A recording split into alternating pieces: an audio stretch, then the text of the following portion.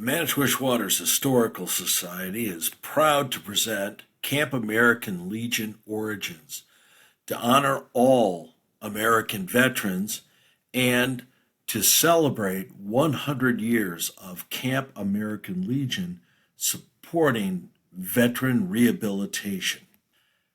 The history of the American Legion comes out of veteran experiences in World War I. Starting in 1919, the American Legion was formed.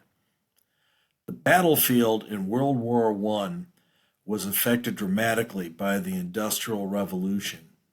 New weapons, tactics, and larger scale combat created numerous casualties with serious recovery challenges.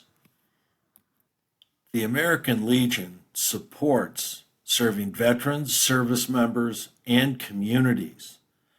The icon of the four pillars is a perfect metaphor of the support of the mission of Americanism, supporting children and youth, championing veteran affairs and rehabilitation, and ensuring our national security.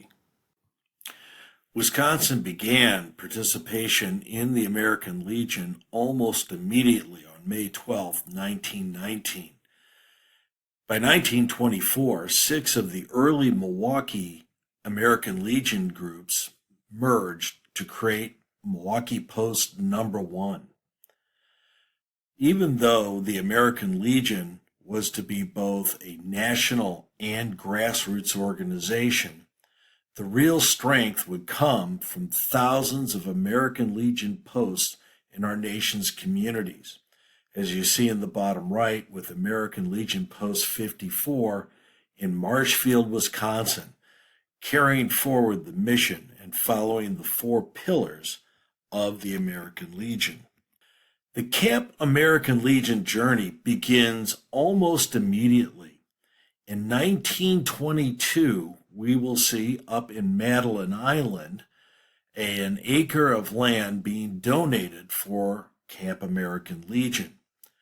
This property proved impractical, but quickly moving to Vilas County, then ultimately to Oneida County, where Camp American Legion actually takes root. In 1922, service officer for the American Legion, James Byrne, started to investigate the possibilities of an American Legion camp. In an original document from Burns, we can read, "Dear Commander, I feel the Legion could very well establish some sort of a summer camp in northern Wisconsin for men who are not entitled to further hospitalization, and also for men who need further rest and haven't got the means for taking such a vacation. This is especially true for men with lung conditions. I believe if we go at it right, we can secure one of the islands which is located in the proposed state park. This could also be used as a summer Legion headquarters or camping place, as there will be a number of tourists who will make that place after establishment of the park." Burns was highly motivated, and in the closing of his 1922 letter to the commander, he shared, "At the present time, I'm making arrangements for a summer camp for one man from Appleton. My uncle has arranged for a cabin for him with camping equipment where he can camp out at a small cost and fish and make enough picking wild berries to keep him and groceries at least. This man is getting $22.50 per month compensation, and at the end of a couple of months will come out a new man. This man was disabled with a gunshot wound and later developed TB, which can be traced to his service. It is cases like these that I believe the camp will take care of." On July 15, 1924, Burns revealed an affordable plan and location for Camp American Legion. His uncle, a game warden within the state park, was quite insightful in getting one of the most important locations between Plum and Star Lakes. Burns said, I think that we should first have definite information from the State Department that we can get this land, then make arrangements to lease it and to start right in. In fact, all we need right now is to have the definite assurance from the State Department that a certain block of land on Plum Lake is ours for the use of a camp. Just as soon as we get this, our camp is established.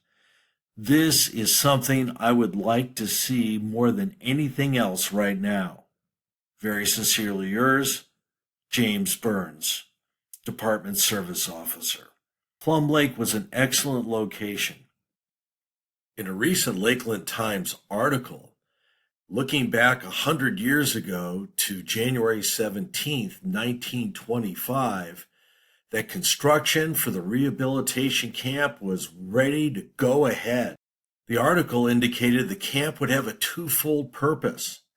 First, on Star Lake, as evidenced by the blue arrow, veterans would have part of the camp to spend vacations looking at the sand beaches on Star Lake.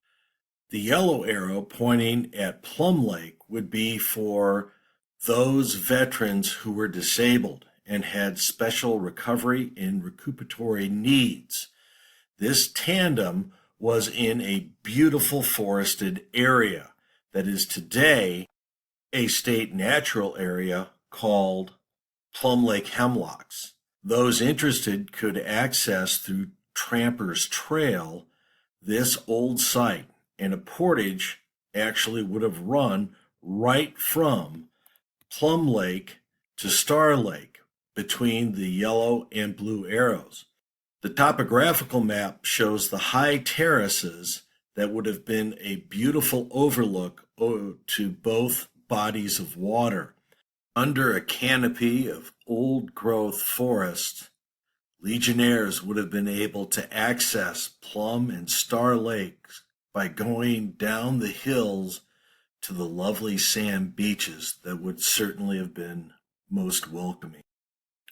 After all that preparation, archives show that Camp American Legion plans for construction shift dramatically in March of 1925.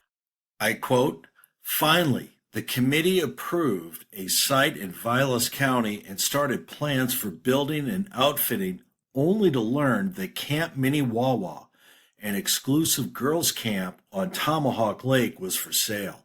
In fact, that Minnewawa was fully equipped and no time would be lost in erecting buildings, and outfitting for the veterans went far toward deciding the committee to abandon the Vilas County site and purchase that on Tomahawk Lake.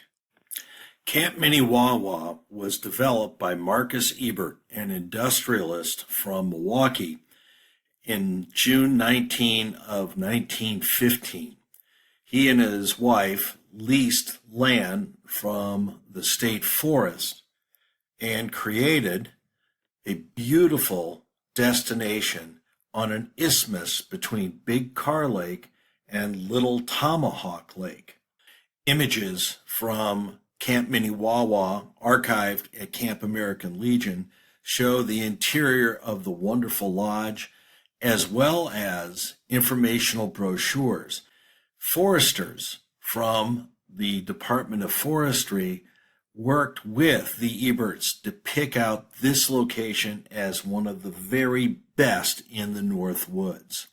The camp owner's failing health and debt for the operation of Camp Minnewawa made the property a perfect acquisition. The Minnewawa legacy is enshrined at Camp American Legion, and images of the original camp leadership and buildings are shared with you below. The image to the left illustrates how the girls had enjoyed the campus and how the big log buildings, the sleeping tents, and sleeping cabins all combined to create a fitting campus. Minnewawa's infrastructure only required a little updating on electricity and plumbing, and large areas for recreation had already been developed, as evidenced by the 1920 image of girls doing calisthenics. And going forward, not having to do the building that would have been required on Plum and Star Lakes, this put the project ahead by a year at least. The iconic camp waterfront at Minnewawa was a delight for the children who were there until 1925, and was also a delight for the veterans who followed. The Lakeland Times did an article on Camp American Legion in 2014, sharing the image to the right when the veterans gathered on this prized destination, and shared this quote: "Take an ailing veteran, put him in a vacation atmosphere of scenic beauty, and give him the desire to live again." The state legislature gave authority to the Veterans Affairs to purchase Camp Minnewawa, to secure a lease with the Wisconsin Conservation Commission, and establish this as the current site for Camp American Legion. The old buildings of Camp Minnewawa fit right in this Camp American Legion postcard. The transition was quick. The property outline on this GIS map illustrates the range of American Legion leases. Little Lake Tomahawk, Big Car Lake, and McGrath Lake comprise much of the property that Camp American Legion enjoys. It's important to note that in the narrow area here, an historic portage was used by indigenous communities for thousands of years, linking Big Car Lake to Lake Tomahawk. Also importantly, that the Wisconsin River Band of the Ojibwe, up until the Treaty of 1854, identified Lake Tomahawk as their village site. In 1925, the Northwoods Isthmus was going to become a place of peace and rehabilitation. Enthusiastically, signage went up, and the buildings were being repurposed to meet the needs of veterans. The early Camp American Legion leadership gathered and smiled for the camera as they were so proud of what they were trying to build and the opportunities it would bring for veterans. Veterans at the camp also enjoyed sleeping on the cabin porches in the evenings to stay cool. This was also one of the big issues during World War I, severe respiratory and chronic illness that could be alleviated in the cool, humid-free Northwoods summers. The grand opening for Camp American Legion was Flag Day, June 14th, 1925, and newspapers from around the state celebrated this great opening. Rhinelander Daily News, the Oshkosh Northwestern, Green Bay Press Gazette, and Appleton Post Crescent were just a few of the papers that chronicled the events. The Post Crescent went on to include exciting and revealing pictures of the campus that would be serving veterans. Veteran solidarity and support were on full display as the Lac du Flambeau Band of the Ojibwe joined in the festivities with formal traditional celebrations, making Keller, Burns, and Helms honorary members of the Ojibwe or Chippewa tribe. Archived images at Camp American Legion shows Ojibwe coming to camp by birch bark canoe in traditional regalia. The drum ceremony, among the highest honors, was performed for all in attendance, and dances followed that brought together both the indigenous and non-indigenous communities as brothers in arms in service to their country. The Post-Crescent published an in-depth review of what happened in a speech given by a 90-year-old Lac du Flambeau chief, Bert C. or Anawaba. Speaking to the crowd in Ojibwe, Bert C. delivered a defining moment of this celebration. I will read the translation from the Post-Crescent, and I quote, "Years ago, your people and my people were in constant conflict. Neither understood the other. Time has caused a better understanding, and today we live in peaceful relationship.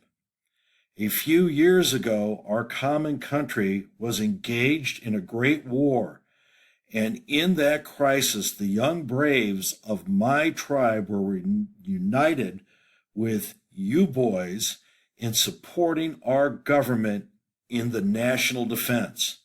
Many of our boys returned sick, maimed, and helpless.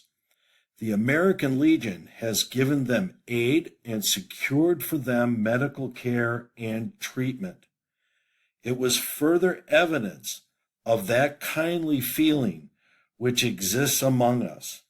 In recognition of that spirit and in acknowledgement of the humanitarian efforts of the American Legion, in respect to our disabled Indian boys, our council has voted to make you, Mr. Commander, an honorary chieftain of the Chippewa tribe with the title of Ojaninis, and to adopt your service officer, James H. Burns, and your editor, Guy L. Helms, as honorary members of the tribe."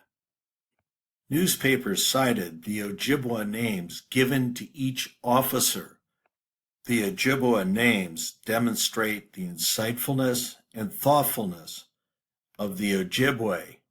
Commander Hugo Keller was known as the leader who always works. James Burns, service officer, the man who does things for others. Guy Helms, who was the editor of the Badger Legionnaire, was honored as the man who writes stories. A century-old gift from the Lac du Flambeau band of the Ojibwe remains at Camp American Legion. This beautiful headdress, designed by Ojibwe craftsmen and craftswomen. Note the intricate beadwork with the red cross along the lower headband, illustrating the strong connections between the service of Camp American Legion and the aid given to Ojibwe who were wounded in World War I. Camp American Legion Archives has an article from August of 1925 written by Alexander Gardner, and he captures the Flag Day celebrations well and the evolving camp.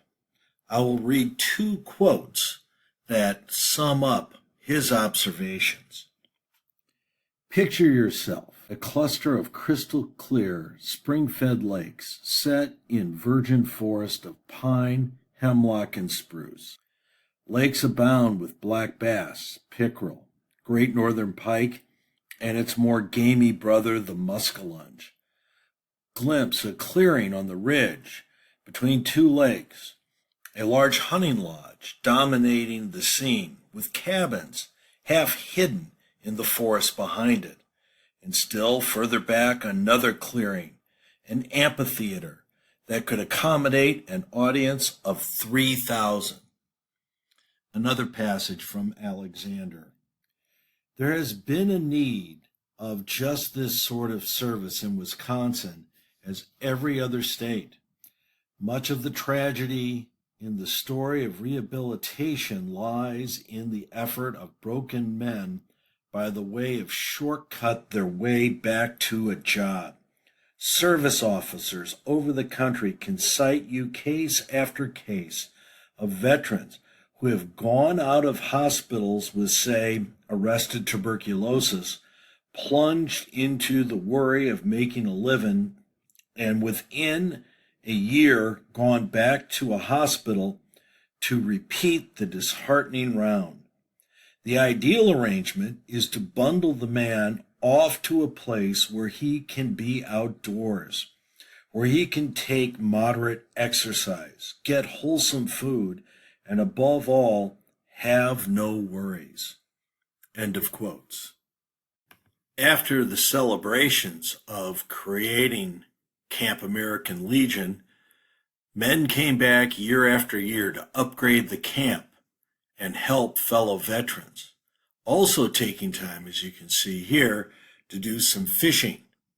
Camp American Legion's mission takes better shape directly from Commander Keller, who shared, "Veterans will be permitted to take their families with them also. This feature alone," says Commander Keller, "will go far toward working a complete cure.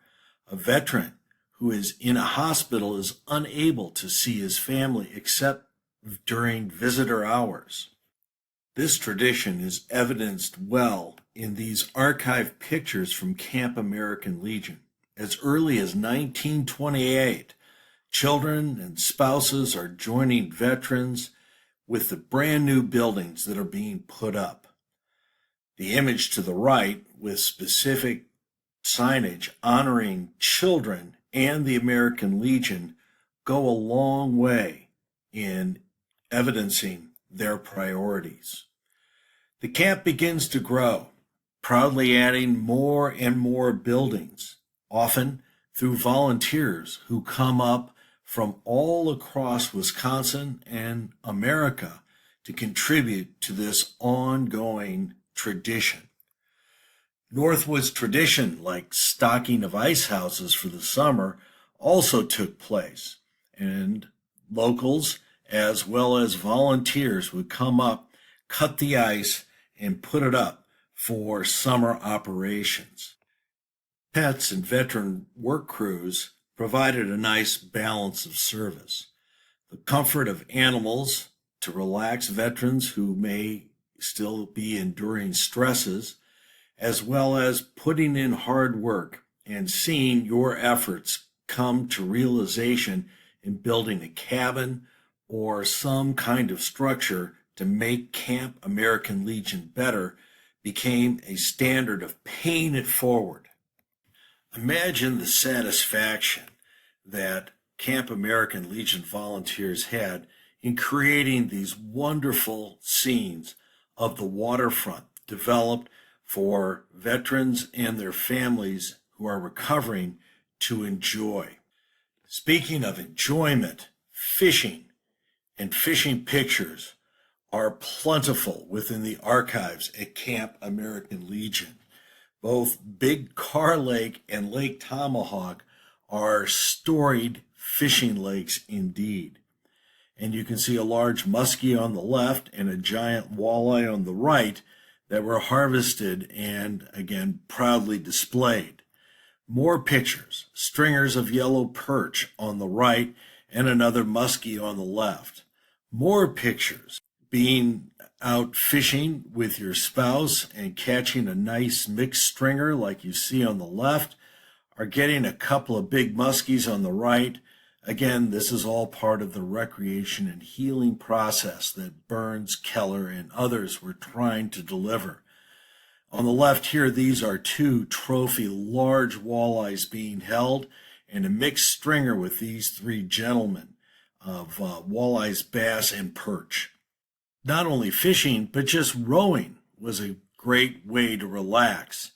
Fishing was also always going on, but even rigging up a canoe as a sailboat and going out on an adventure with a friend or family member, This is all part of the vision of healing and opportunity that Camp American Legion is delivering. The Camp American Legion postcards also showed a real pride regarding the campus, the facilities, and the opportunities that hard work, generosity of donations can deliver.